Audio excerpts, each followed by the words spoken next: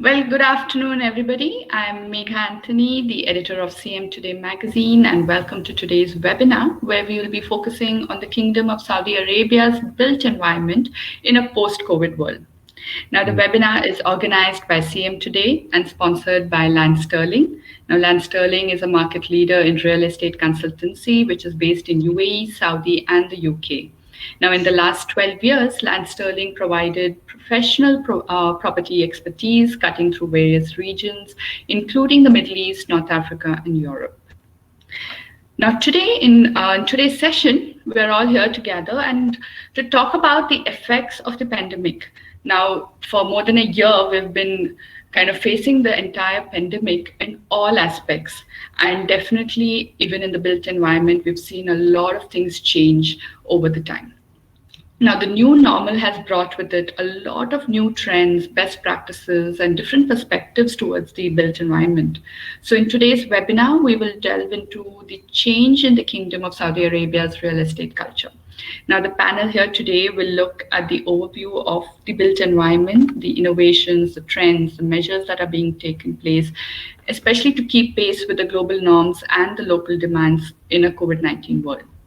So joining me here today are three amazing speakers who are well-versed with the industry and the region. I'd like to introduce you to them, starting with Mr. Michael Moore, the VP of FM of Bhavani International Real Estate.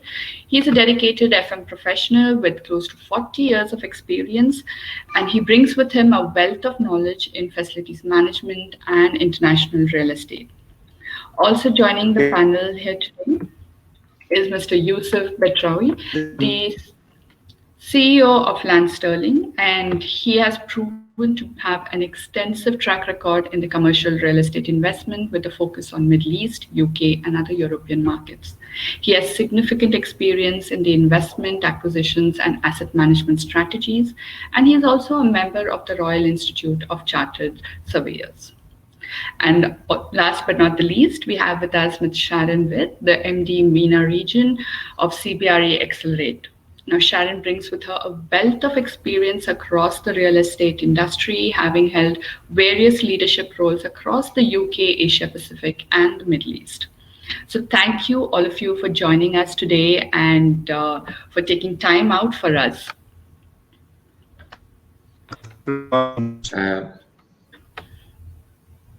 Great. So before we get into the discussion, I'd like to remind the audience out here today, we want to keep this discussion as engaging as possible. So do post in your questions in the question column, and we'll try to answer them during the course of the discussion.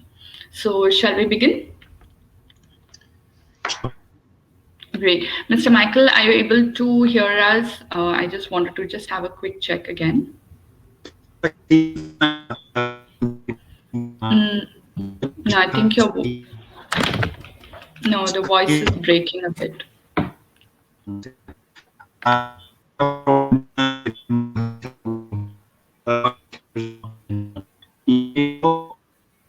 No, we're not able to make out anything. If you would like to rejoin again, and in the meantime, we'll just start the session.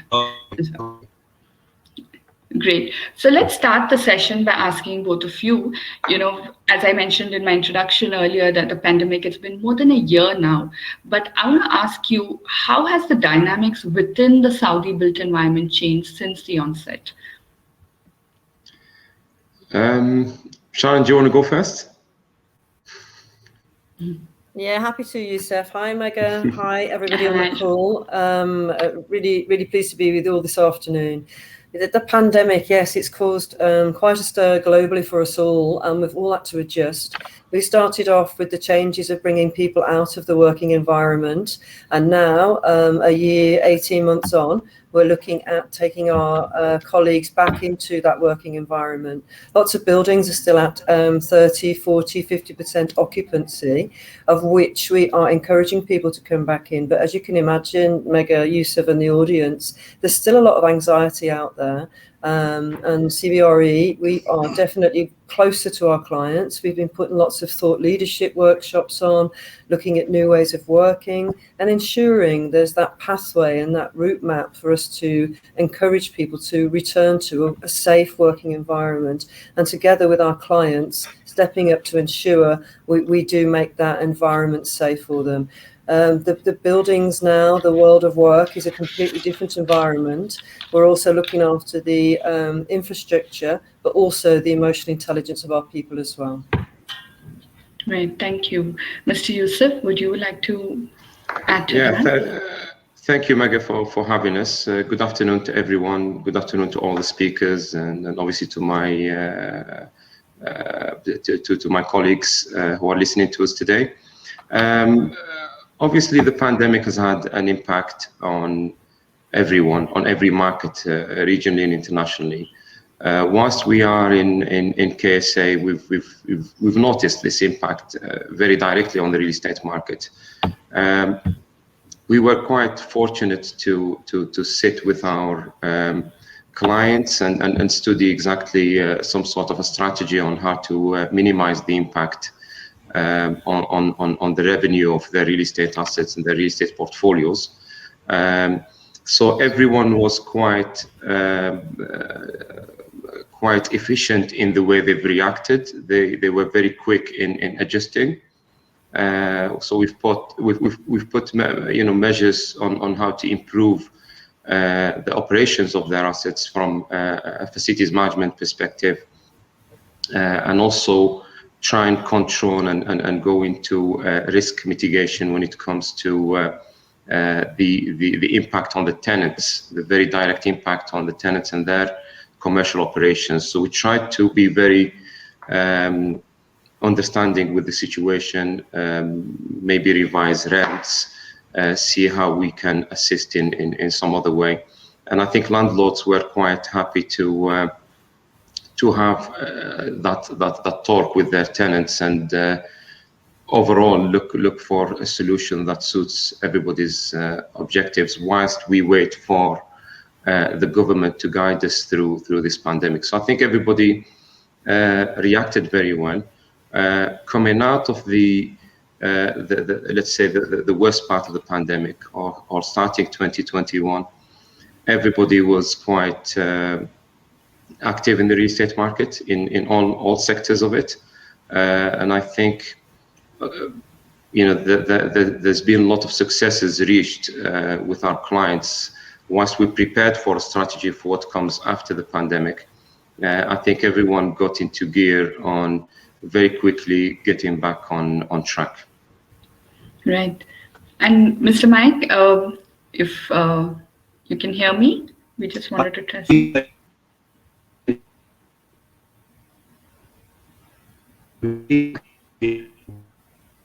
No.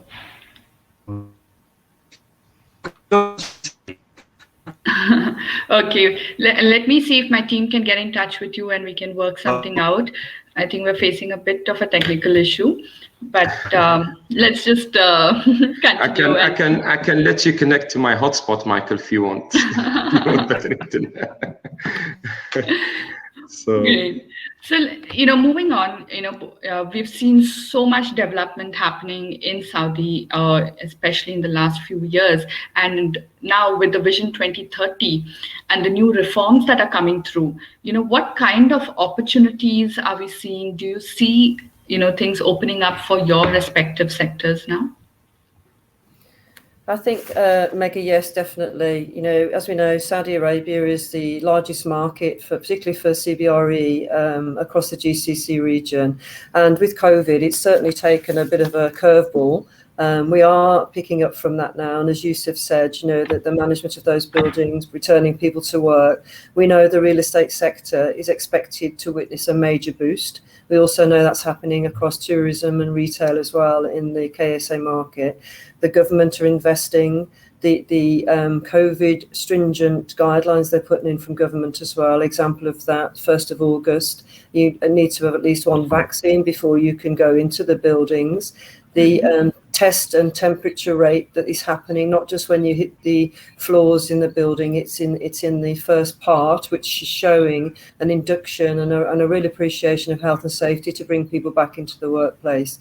So for us, we're seeing a real boost, and we know that market's there, and CBRE are absolutely there to support our clients through that and manage their operational performance in a smooth transition as we all move safely back. Right. Thanks, Sharon, for that. And Mr. Yusuf? To be honest, Meg, I think with the with us being present in the region since 2009 and specifically in Saudi Arabia since 2013, we've been able to work very closely with our clients and also with the local government as well on changing. And I think you've very importantly raised the point of changing the real estate business culture.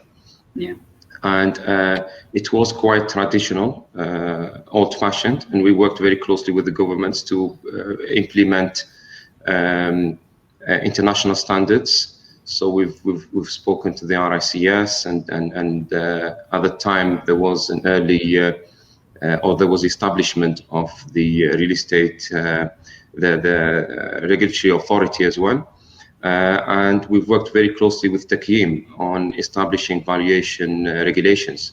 So those changes in the real estate regulatory framework has put a lot of people in a very good position to align their portfolios in a way where they've become profitable and they're aligned with international standards, so that the teams that they work with and the companies that they've set up, they're all ready to apply and implement best practice.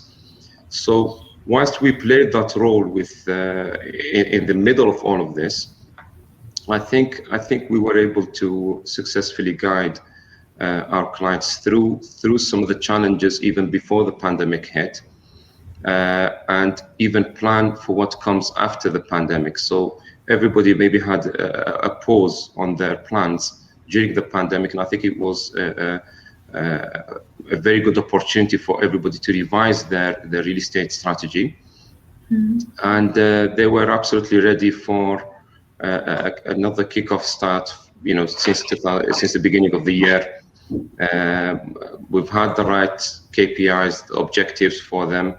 And it's back to business again, to be honest. It's since the last couple of months, I've seen huge activity in the market. Everybody is back on track, trying to get their business going again. Right. I think that's quite interesting to note, even across the region and across the world. When the pandemic hit, it was literally like we were all on the same slate, and we kept kind of combating it in our own ways. And now 1 year on, it's been quite amazing to see the way each region has kind of come out of it and trying to come back to the normal, as we trying to say. Well, Mr. Mike, I hope we could fix the bug. Well, I hope so. Can you hear me now? Yes. Alhamdulillah. Yeah, finally. I've connected to the Ethernet cable, so hopefully I'm going to try and whisk the camera. There you go. Oh, yay! Okay. So I've heard some of what you've said, and apologies that I was struggling at my end. I do apologize. No. So just trying to catch up a little bit. Yeah, it's been a very interesting ride, and I've said to a few people that, to be honest, in a roundabout way, it's been quite good for the FM industry, because we've kind of been the hidden heroes here, whether it's a cleaner keeping the place clean and healthy, or whether it's the FM manager who's helping people to cut back on costs, optimize the way they use the space, whatever it is.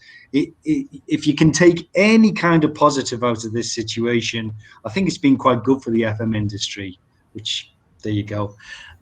Listening to what the other panelists have said, I think that everybody's trying to recover as best as they can, but there are some interesting facets that have come out of it. I mean, just look at like the huge growth in online shopping as an example. and how that will impact on the retail sector. Is there going to be a retail sector? In some of the Western countries, the sort of old high street shops is a thing of the past anyway. But now even this sort of out of town shopping experience, is that now completely dead? Is that now being completely changed by online shopping? And, you know, the other sectors like offices, who wants an office anymore? Who wants to drive for 2 hours to get to an office where they can't even sit with their colleagues? What's the point? So I think there's been some real sea change in the property world and the property sectors, and the new normal. I think we've got a long way to go to really understand what the new normal is going to look like. That's true. That's very true. I also want to ask you, Mr. Michael, with so many new developments that are coming along in the region of Saudi, in what way has this kind of perception changed of FM with clients, and how much importance is kind of given to FM at the design stage now? Well, you heard great question, Megha. You've heard what I've just said about us being the hidden heroes, and I really believe that. And I think, you know, people are starting to respect the profession a little bit more. You know, we've all suffered it. Oh, yes, you change light bulbs, don't you? Oh, yes, you put the toilet rolls there, don't you? You know, we've all heard that. But things are starting to change. We're being recognized as a real contributor and worthy of the top table, if you like. Now, in terms of the design, I think, as I mentioned before, the sort of purpose of a building, the use of a building, and to sort of cascade down to the way the building is designed and the space utilization is changing. Example, meeting rooms. Do you double the size of the meeting room and then just space everybody out? Or you don't have meeting rooms at all? It's something to think about. Yeah.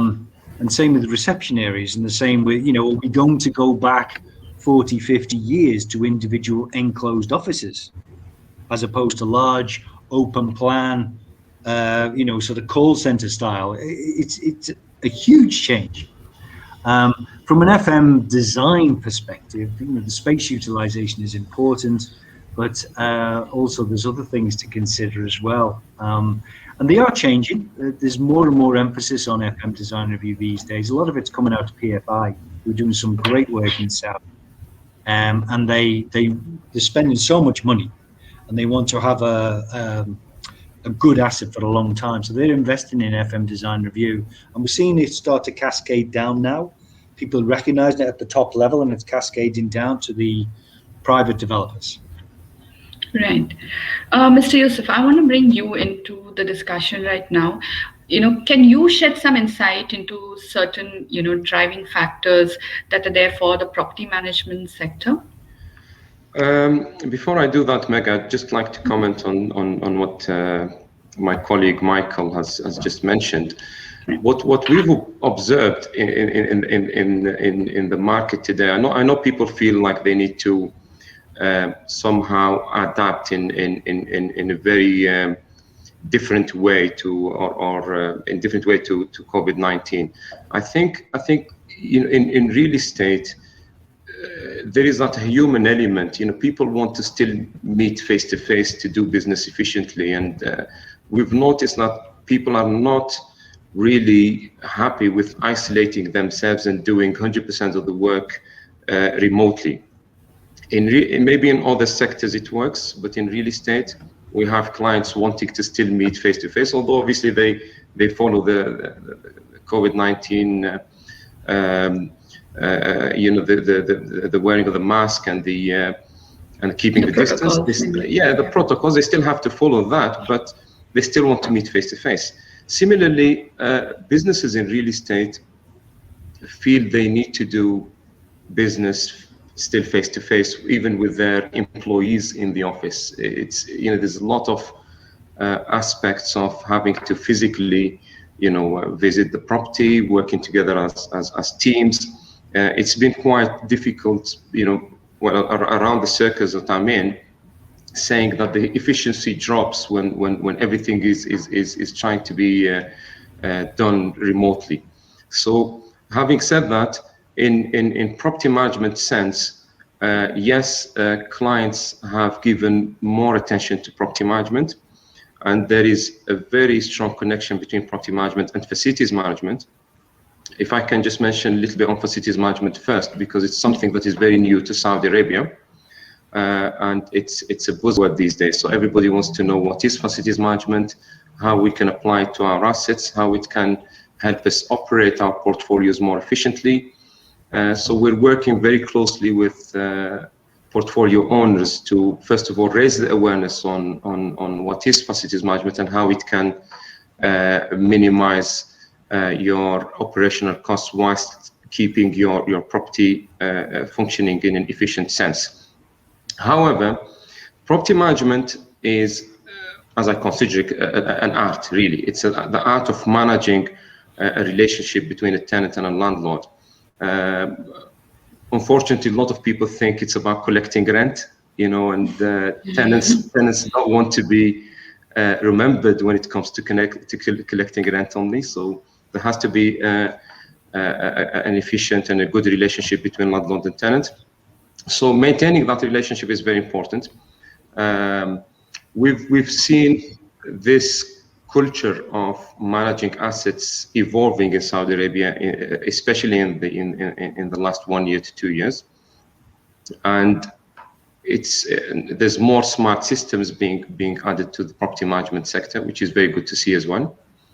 And the government has done also a fantastic job in regulating the entire industry.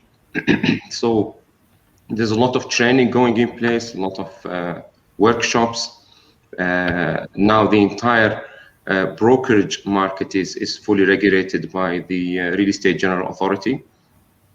So there's all these kind of programs going in place.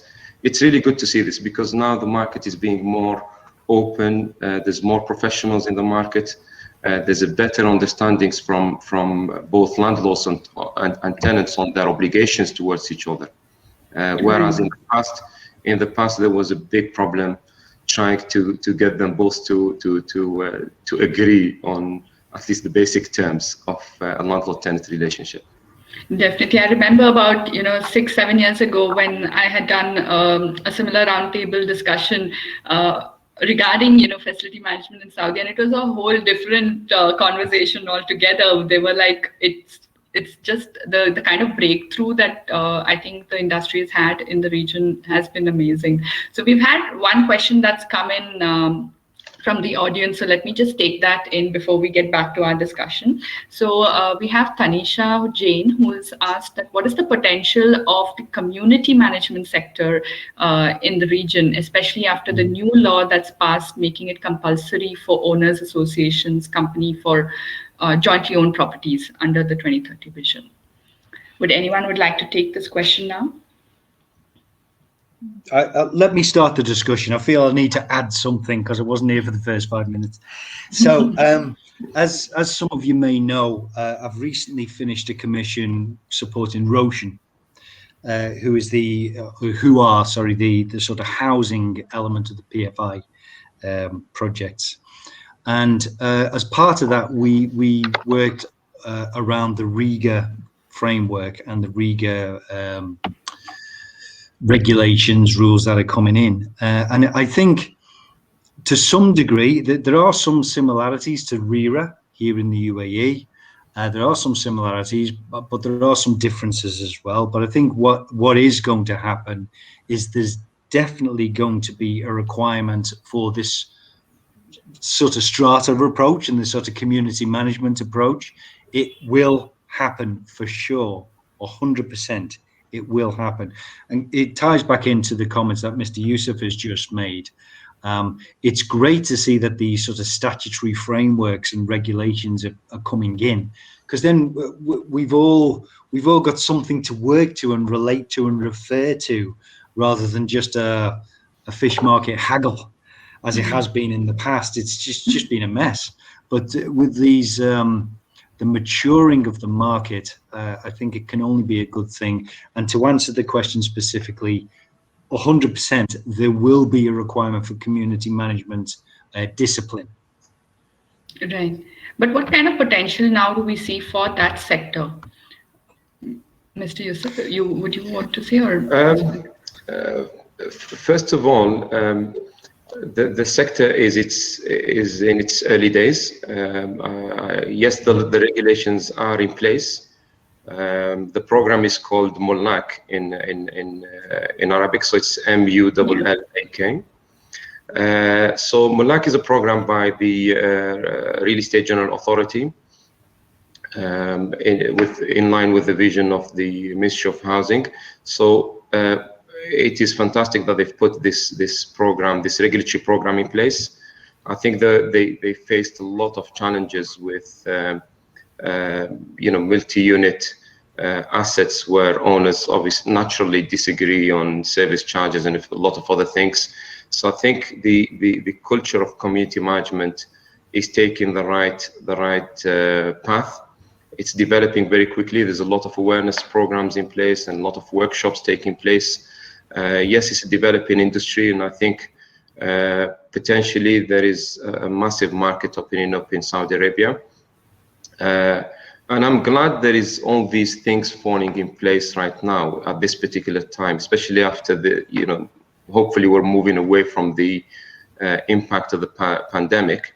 And everybody is behind the vision of His Royal Highness Prince Mohammed bin Salman. So I think everybody is behind that vision in implementing best practice in all sectors. In his last speech a couple of months ago, he was very specific on, or he sent a very direct message to developers. Property developers to raise the standards, work in accordance with international best practice. So everybody is in line when it comes to aligning their real estate objectives. They have to do it correctly, and I think pulling all these puzzle pieces together, especially community management services, is going to be very mandatory for the market and for everyone moving forward. Right. Before we get into the next question, I want to rope you in, Sharon. We don't want you there too quiet. I mean, we've spoken about so much, about the market being maturing in Saudi, but can you shed some light, on the key challenges that are still existing in the FM market out there, that we still need to overcome? Absolutely. I think picking up on Yusuf's point, the key for the rigor and governance that's required in Saudi is an absolute key challenge. And I think as well, Michael shared, instead of it being just a race, it needs to be more structured. So all open for the government being involved and bringing that rigor and governance in. And I think just the challenges, that's where CBRE have came into their own during the pandemic, through the pandemic, and now bringing people back into workplaces and looking at buildings and new workings.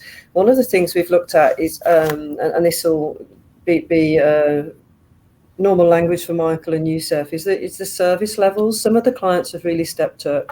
We were in country since 2007 with our strategic partner, Del Al Riyadh, and we have seen the landscape change enormously. I think, you can see companies now where they're looking at design and build stages, they're actually inviting FM consultants to the table.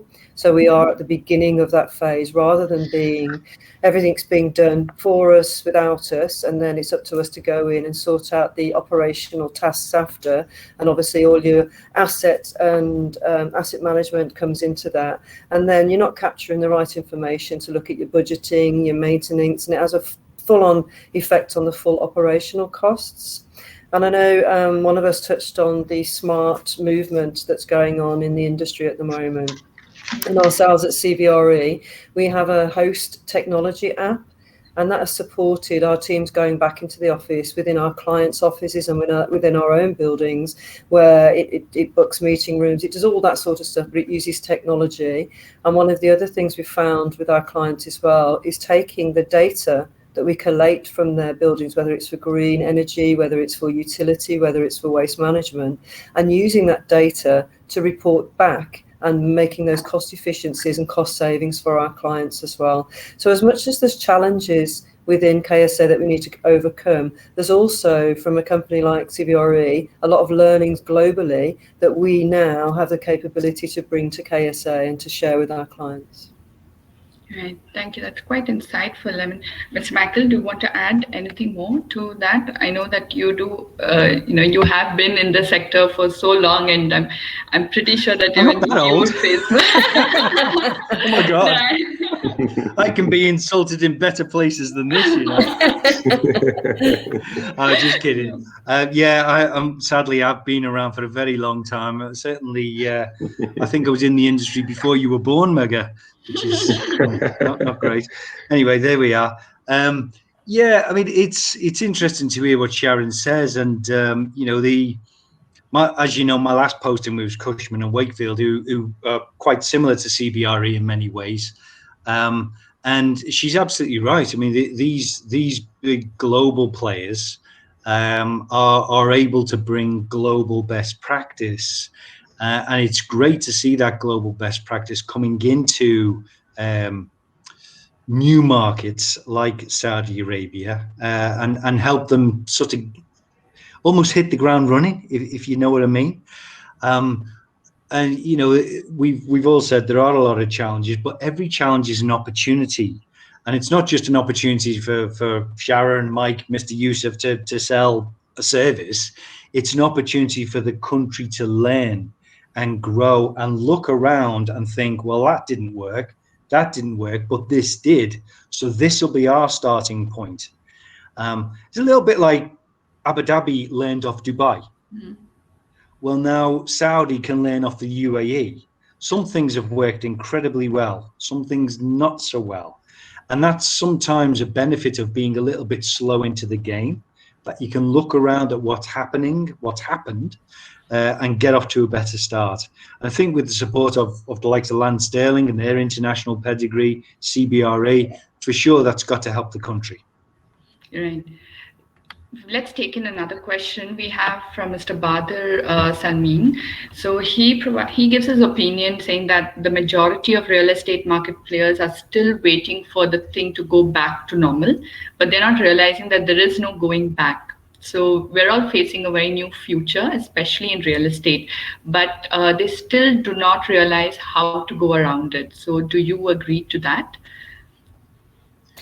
I'll take that if you don't mind. I think it's quite apparent to us all globally in business, in all types of business, in all different markets, that we're never going back to normal. We're having conversations with our clients. We were having these 12 months ago, new ways of working, and we're looking at the user workplace experience. People want to work 2 days from home. They recognize that now, instead of doing an hour's commute in the morning, they can actually get an hour in the gym, and then more effective doing back-to-back Zoom calls and then putting their breaks in. So we'll never go back to normal. I think the customers, the users want a completely different experience. Technology plays a huge part. Everything is at our fingertip. If we want something, we don't know the answer. Years ago, I used to sit and do a quiz. Now it's at the touch of your fingertips and you've got the answer there. So there's no fun in that anymore. So I think we've all gone very fast-paced. We all expect more from our environment, and going back to normal is never what we want anyway. And I think the pandemic, the COVID, has forced us to think differently, work differently, behave differently, and bring new innovations to our clients as well. Yeah, I completely agree. Can I add to that, Mega? If you think about it, over the, last 2 centuries, there's been various phases and various normals, and then something's come along. So whether it used to be guys down the mines or hundreds of people working in mills and then working in factories, there's been a different way of working every 20 or 30 years, maybe every generation. And then something has come along to change that and introduce a sea change in how we work. This is just the latest. This might be the first biological change, maybe, I don't know. But this is just the latest in many. I mean, if we were to go back and study the trend in how we work and what we work at, it's so different from the way it was 100 years ago. So different. And I've got no doubt at all that the way we work today is going to be completely different from the way we work in 100 years' time. Right. So this is the latest change. There is no going back. Absolutely agree. Just like, thanks God, we're not all working down the mine anymore. Unfortunately, some people still are, but not so many. But it will change again. I think what this industry, the real estate, the property industry, whether it's property management, facilities management, whatever it is, it adapts, it changes because it has to survive. And as Mr. Yusuf said earlier on, it's a people business, people servicing people. And we have to adapt to the needs of our clients, whatever that form takes. Right. Mr. Bad, I hope that answers your question. Yes, Mr. Yusuf. Mega, Michael is absolutely right. It is a people's business. And I've understood that actually in 2013 when I moved to Saudi Arabia. I think that's one of the best decisions I've made in my career, when clients said, we need you here and you need to be here face to face with us. And I can understand that transferring knowledge, although we're committed to that, but transferring knowledge and expertise, you need to be on the ground to do that in real estate sense, particularly in facilities management and property management. So ever since I've come to Saudi, I haven't moved out. I'm extremely happy here, extremely comfortable, and very happy in these challenging times as well that we're causing some sort of a positive impact on our clients in arranging their real estate objectives. When it comes to real estate industry and the people's business, it is similar to other industries, and sometimes having too much technology could be inefficient. And I'll give you an example. For example, how can you, in an educational sense, how can you teach a kid from far how to write? So this is a challenge that technology cannot resolve, or try to teach remotely. Or in healthcare, how can a doctor do his job purely on a Zoom call or something like that? So there has to be that face-to-face. It's very similar in real estate terms. So any FM supervisor needs to be on site. They need to check the MEP services. They need to check the structural matters. Surveyors do the same thing. Real estate valuers do the same thing. Honestly, I believe in technology. Like everybody else, we need to adapt, and we have to apply technology to a certain extent to real estate. However, sometimes I believe too much technology could be inefficient. So we have to provide the right level of technology, and clients still, although we've had some really difficult situations with COVID-19, clients still want to meet face to face, and I'm taking all the precautions, I can assure you. I'll just pick up on that, Yusuf. I think, Mega, Yusuf's absolutely right. There's no equivalent to meeting face to face, and it does make business and things a lot easier, and it's the best way to do business. People do want people on ground, and people do want you in country. If you're talking about Saudi, if you're talking about whatever country you're in, it's good that you are on the ground and you're there. And Yusuf, I totally agree with you. But I do think technology, we have to just grasp with both hands and take as much as we can, which proved that through the pandemic. Yeah, I absolutely agree as well. I mean, after all, we are social beings, and and being out there is the best way to learn and have that experience, and maybe use technology to the advantage than being highly reliant on it. So I guess that's a good way of looking at it as well. Let's get back to the discussion before we... Sorry, just being able to detox and switch it off will change society, having some guidelines and rules on it. Yeah.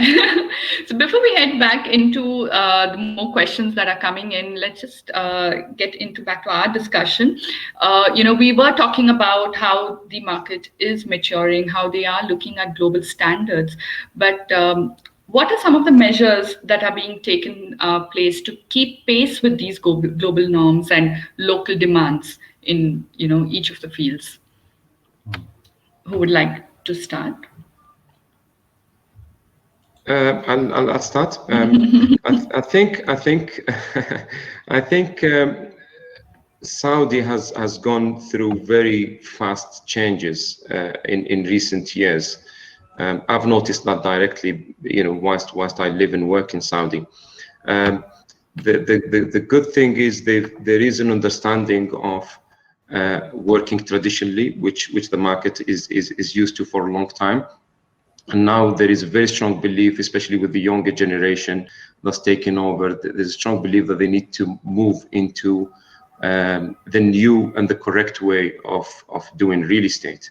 So the government has done a fantastic job in implementing the right regulatory framework, in training as many real estate professionals and move them away from doing real estate in a traditional sense. And we notice this change day in, day out. People are behaving more professionally in real estate. You have the agents who are now trained, and in a similar way to other regional markets, they now have a broker card, and they're fully trained through a number of courses that they have to go through. In the same sense, the valuation profession as well is fully regulated for many years now. A fantastic job done there as well. So valuers are fully adherent to global and international standards. In the same sense, facilities managers are following through as well with the existing programs in place. So the good news is everybody is moving away from traditional real estate to let's say modern real estate, and it's good for the market, it's good for everyone, good for our clients, that they can now understand how they can efficiently run their portfolios, and we're in the middle of it. So we contributed to many training courses with Takim, with Takim, and with the Real Estate General Authority. So lot of good news there. With majority of the valuers that I know have reached the fellowship qualification as well with Takim, and that can also be converted to the RICS membership. So it's really good news to have many companies professionally provide services. There can only be positive outcomes out of that, and we're noticing that every day. Right. Mr. Michael, do you want to add anything to that? Sorry.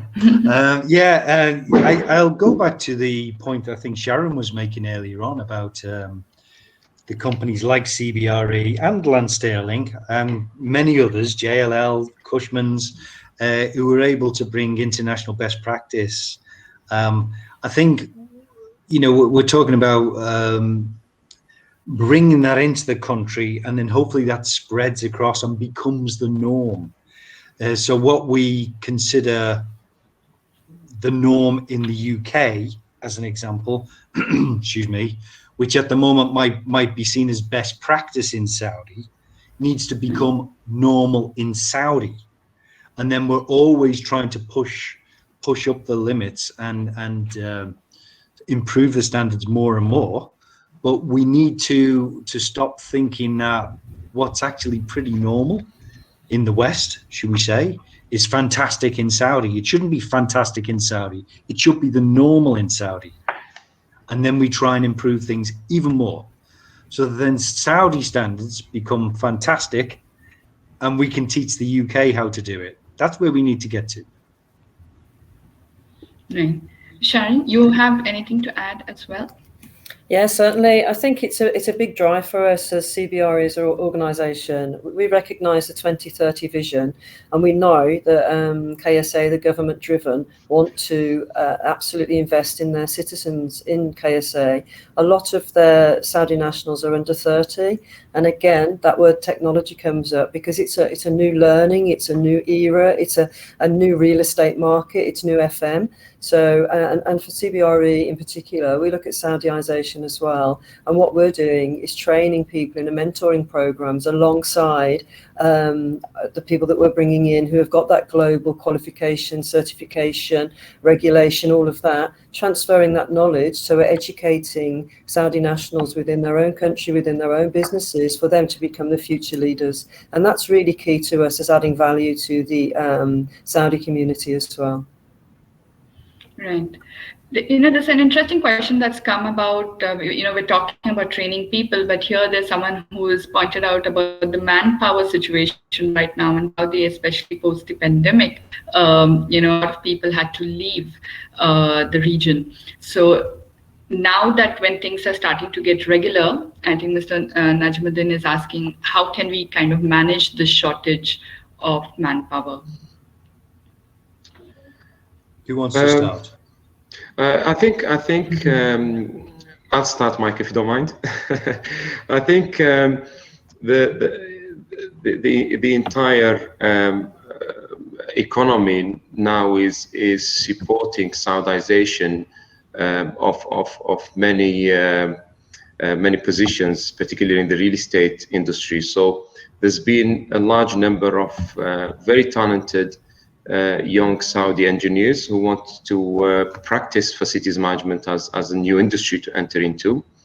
I've met some really talented project managers, facilities supervisors, and I believe the most easiest way to cover the shortage is to support more young Saudis to enter the industry, push them through the training programs, and explain to them that real estate, as they used to view it, is something, it wasn't very clear to them that you can have a career, a fully rewarding career in real estate. So I think with the Ministry of Housing has done a fantastic job with its programs in place. In particular, the Real Estate Institute, the Real Estate General Authority, they've done a fantastic job in promoting professionalism in real estate, and that you can have a full career in this industry. And they've pushed a lot of, we get, CVs every day from graduates wanting to work in valuations, in facilities management consulting, in project management. So it's really good to see this happening now. We didn't used to get this demand, let's say 5 years ago, but now it's an everyday occurrence, which is very nice to see. Everyone is interested in real estate, so there is that change. In terms of covering the shortage, it's going to take time. We're not going to go back to what used to take place, but we're going to the new normal, I would call it. So obviously, whoever left is probably stuck somewhere, outside Saudi, waiting to come back. So whoever is coming back is coming back to an industry that is evolving, and therefore they have to evolve as well with it.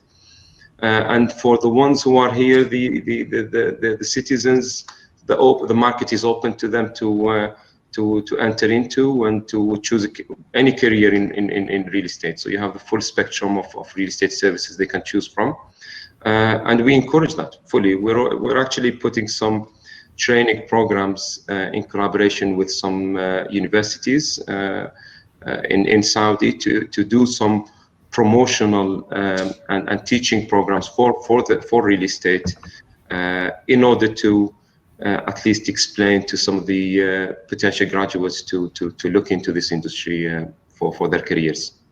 Right. Great. I hope that answers the question. Now, let's get in. Before we move on, Megan, if you'll allow me, sure. Sharon, do you want to chip in at all?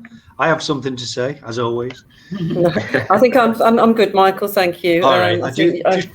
What Yusuf has said, it's all about training now, isn't it, and making homegrown talent, which is really important. But no, over to you, Michael.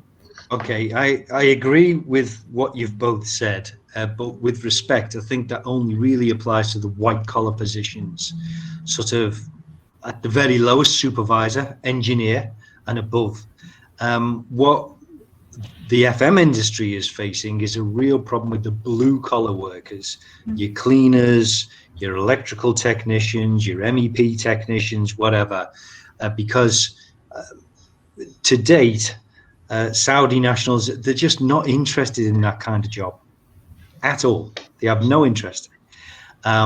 Very much interested in training programs, management positions, absolutely. And, you know, that's great. And there's a lot of very talented Saudis, men and women. But the very manual jobs, it's difficult.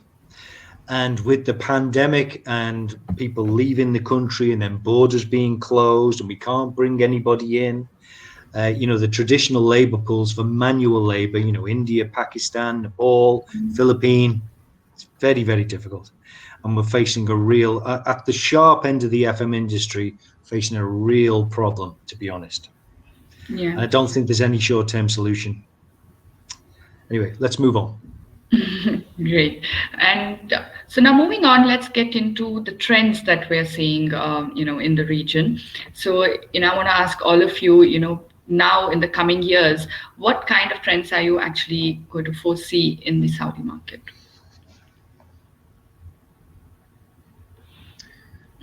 Well, we're both going to, do you want to go, Yusuf? No, it's fine. It's okay. You can go, Sharon. Yeah, I was going to say something we're seeing often and globally and transmitting again through to Saudi from global down to regional to local level is technology and how our users experience what's happening in real estate. So when people come to work now, they don't just want the normal office, phone on the desk, lunchbox, that's where you are all day. They want areas they can talk, they can socialize. I mean, you look at organizations like Facebook and Google, that the whole fit out, the whole feel of the office is somewhere that is more sociable, which kind of goes against the face of the pandemic where we should be 2 meters apart. And so it's just about designing what's right for the client and what the client wants and what that information is actually coming from the user. So it's about the workplace, the people, the environment, and making it adequate, suitable for every person on that journey and making it fit for purpose for everybody who enters that building as well. So that's the trend. Whereas before it was very much contractor or company going to the client and telling them what they need. It's very much reversed now, and the clients become quite intelligent and saying, no, our people are telling us this is what we need and this is what we want and this is how it will work. And it's about us being able to meet those needs as well. So it's very, very client driven now, where previously it was the other way around. Yeah. Sharon, you're absolutely right. I think understanding clients' requirements today is very important. They've had challenges with many global firms that came into the market and perhaps took a long time to understand Saudi clients, because Saudi Arabia, once we're talking about the KSA market, is very different from regional and obviously international markets. But today, the new the 2021 Saudi client they know exactly what they want.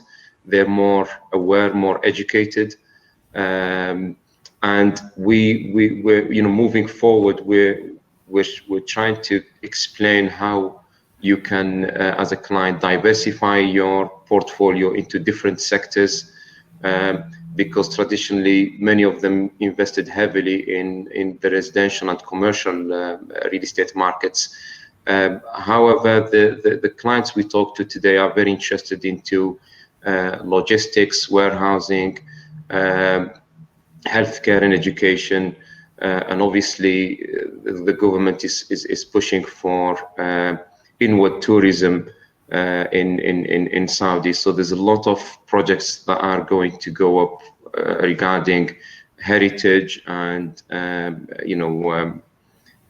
tourism that reflects the beautiful sites in the kingdom. So I think moving forward, there's investment that's going to be adequately diversified into the right sectors. And obviously, not only clients are driving that, so it's not just for the private sector. The government is pushing for this through their financing programs, ease of regulations, removal of all the red tape, and many bureaucratic issues that used to exist. So things, I know I'm being very positive, but I'm really experiencing this positive change today, and many clients are positioning themselves in the right sense to capitalize on this evolving vision for this market. Right. And Mr. Michael? Yeah, just to really underline what Mr. Yusuf has said, and I think he's got every right to speak positively, because it's a very positive atmosphere these days in Saudi Arabia. It's the rate of change is phenomenal. And hopefully it will continue for a long time. The whole point of the Vision 2030 was to change the culture and change the economy, the focus of the economy, and it's working, and it'll continue to work. But I think the 2030 and the associated PFI is the catalyst for change across the whole country and across all of the various elements of the real estate sector. It's asset management, property management, facilities management, whatever it is, and it's working. And if you think of PFI as the sort of tier 1 client, then you've got tier 2, 3, 4, to whatever tier. And I think, again, as Mr. Yusuf said, there's a lot of recognition that 2030 is working, and private high wealth individuals or very prominent families that traditionally might have focused in this market are now looking up at the PFI and thinking, actually, do you know what? We need to get a slice of this pie. We need to diversify, and instead of just building more and more houses, using Mr. Yusuf's example, why don't we look at something associated with the tourism industry or associated with the cultural industry? So there's these sort of next tier developments which will support the tier 1 or enhance the tier 1 experience. It just underlines the fact that the Vision 2030 is actually working, in my opinion. Right. I think it is, like you said, very important to stay positive, especially during this time, and have that goal and work towards a goal, and automatically things will fall in place. And I think on that note, we'll conclude the discussion. So thank you so much to every one of you who was here today to listen to us. I do hope that you got some insight into the built environment in the Saudi region and where it's headed, and the kind of trends and the challenges that we're facing currently. And also thank you to all of you speakers for being here today and taking time out for us and giving us those key insights. And of course, thank you to Lance Sterling, who have supported us in this webinar and also on our online KSA campaign. So do watch out for more interesting such sessions and articles that we will be putting up in our Saudi Focus articles. And until next time, do stay safe. Thank you. Take care, everybody. Thank you, Megha. Thank you, everyone. Bye-bye. Thanks. Bye.